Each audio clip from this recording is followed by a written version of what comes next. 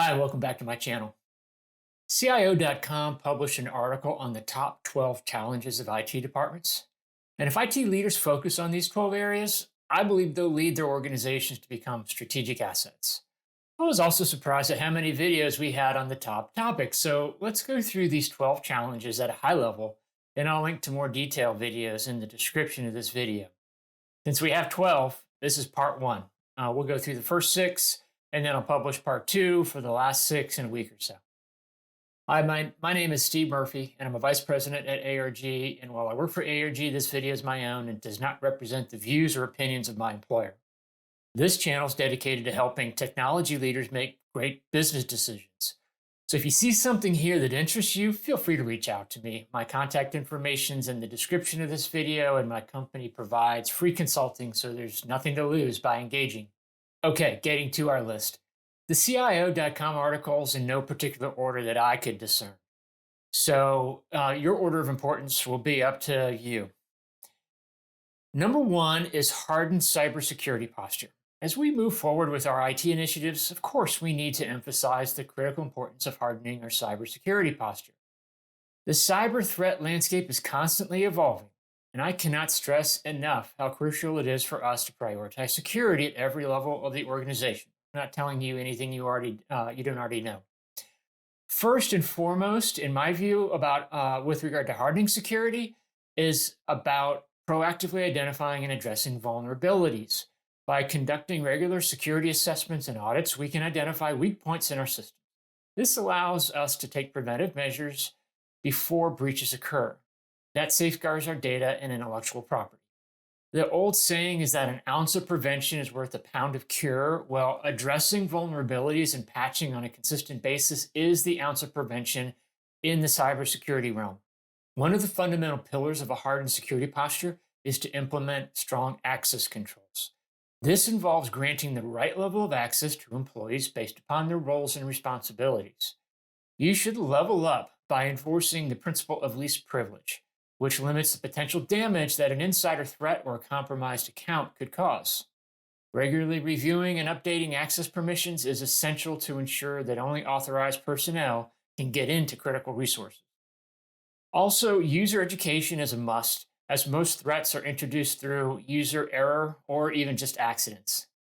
Lastly, because the list regarding cybersecurity hardening could go on forever, I'll mention multi-factor authentication, or MFA. If a user's credentials are compromised, MFA will usually stop the bad guys from exploiting those credentials. So it's a critical component of having a substantial security posture. Number two, operationalizing artificial intelligence. I just did a series of videos on how IT can leverage AI. Again, check out the links in this video description for more information on those videos. But to summarize, my view is that the best use case for AI today is in natural language processing. Implementing NLP in your organization can save human resources, which create a favorable return on investment that can set the stage for a larger AI strategy. Also, I encourage IT leaders to look for solutions or services that are already developed. Doing your own AI development at this time is impractical for all but the largest organizations. Unless your organization generates a lot of data, utilizing AI for ongoing optimization projects is challenging. Instead, look for AI projects where you can gain insights on a once and done basis. Frequently, these projects turn into more of a business intelligence project than an AI, but it's the outcomes we care about, right? You can message it as you see fit. If your organization does produce a lot of data, then using an AI to read that data and distribute it into databases for various systems is a great use case for operationalizing AI today. Number three, and I'll go through these a little bit faster, coping with economic pressures and uncertainty. CIOs are becoming business generalists and need to understand how the economic landscape influences their organization. Budgets may be up, but so is inflation. So net, IT organizations may be operating with fewer nominal resources. Investments must be scalable, meaning they can be lowered when necessary and increased at other times when the opportunity is right. This plays perfectly into the cloud service model. Fractionalized labor is another opportunity for organizations. In IT, that may mean relying on more managed service providers. Yes, they can cost more per hour than an internal resource and may not have the same institutional perspective, but for transactional and fractional work, MSPs can deliver resources more economically than a full time employee. Number four, modernizing at speed. Now, I'm not a big fan of this one because this is what IT has done forever. I think the change we've seen is that the IT decisions are more aligned with operations and therefore have more visibility. We have different approaches now that give us more flexibility and adaptability, and therefore making the decisions both easier but also more frequent. Buying solutions as a service allows you to reassess needs more frequently and align those solutions to the organization. So rather than making a very long term decision that locks the organization into a technology strategy, IT now has the ability to make smaller commitments, but those decisions are no less important and must be made more frequently. So that's a challenge for IT. This is why I say IT leaders are becoming business generalists. They have to understand the business better than ever before to make these frequent decisions at speed. Number five, innovating meaningfully. This is another one I cringe at. Of course, we want to innovate, and it had better be meaningful. But what's important here in my mind is that innovation within IT has now taken on a new meaning. We're no longer in charge of keeping the lights on and the platforms running. We're now tasked with leading the business forward. The operating groups must see IT as the enabler of their strategies.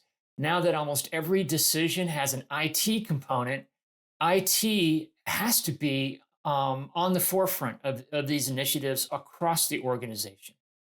This is a new mindset for many IT leaders. And as I said, we're no longer providing the platform for innovation. We lead the efforts to build the strategy, integrate systems, and deliver results. It's a great place to be, but it will test us like never before. Last one on this video, number six, ensuring IT's value proposition. In my view, IT has never been more valuable to the organization. There are entire companies today that consist of nothing but IT. It's never happened before, and it will become more and more common. How does IT value get propagated across the organization? Well, by your team being seen as enablers of strategies. If an organization wants to increase sales today, it's an IT conversation. If an organization wants to reduce costs today, that's an IT conversation. If an organization wants to expand into new products today, that's an IT conversation. In the past, IT was frequently the last to know of major strategic shifts. Increasingly, companies are turning to technology to affect these major shifts, and IT should be in the middle of those conversations. This, in my view, is how IT enhances its value proposition. Now, this shift is not happening everywhere at the same pace, but it's happening consistently. And those organizations that continue to see IT as the people who support others' decisions rather than having IT participate in making the decisions will struggle in the future. The market will reward those that are innovating with technology in alignment. So that's the first six. If you're struggling with any of these challenges, feel free to reach out. I'd be happy to discuss this or any of the other content on my channel with you personally. My contact information, as I said, is in the description of this video. If you got some value out of this video, I'd appreciate a like or a thumbs up. That helps more people see my content. And thank you very much for doing that. If you want to find your way back to this channel in the future, the easiest way to do that is to subscribe. This will allow you to come back whenever it's convenient. Thanks very much for watching, and I hope you have a great day.